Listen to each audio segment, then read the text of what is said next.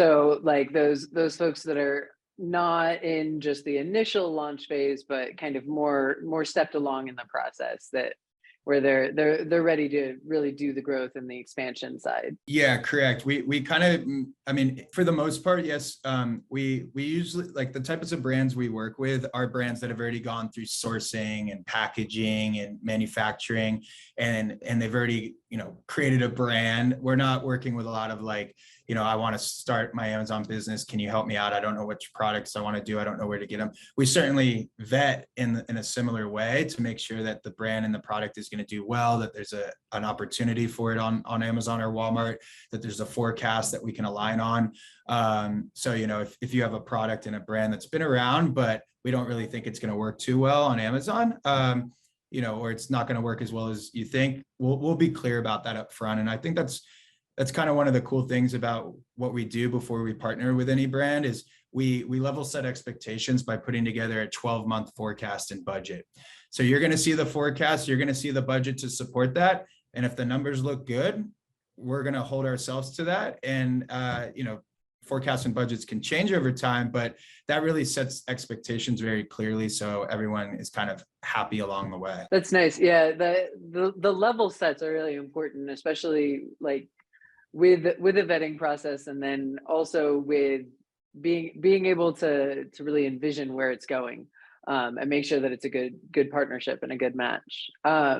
Yeah, and just add one more thing too, because I definitely don't want, I want to be clear about the types of brands we work with. So we do work with very well-established brands that have been in market for some time. Some of them are household names, but the other kind of bucket is the kind of fastly rising, well-invested, emerging startups, right? Emerging CPG startups. A lot of those brands that you would see in Whole Foods. We work with a lot of better for you grocery brands, better for you dietary supplements and sports nutrition brands, better for you health, personal care, and beauty brands.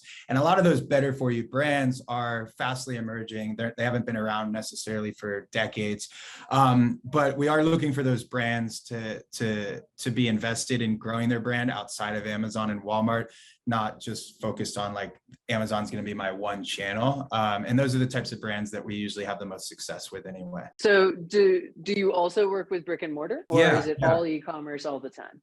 Yeah. So some of the listeners might be thinking 20 years of experience. I mean, that's going back to the early days of Amazon. Well, it's not 20 plus years of Amazon or Walmart.com experience. It's 20, I think it's 25 years now of retail experience before my time. But our sister company is one of the top brick and mortar retail brokers for Walmart and Sam's Club. And they've been based out of Bentonville, really close there, of course, to Walmart's headquarters for 20 plus years. And part of our Vendo team actually shares that office in Bentonville. So we have that office there and then in LA. But what's really cool about that story is that's our origin story. So Vendo really sprouted up originally as almost a division within that sister company, not technically, but almost, because that company was pre-existing. There was a growing need from those brands that we managed.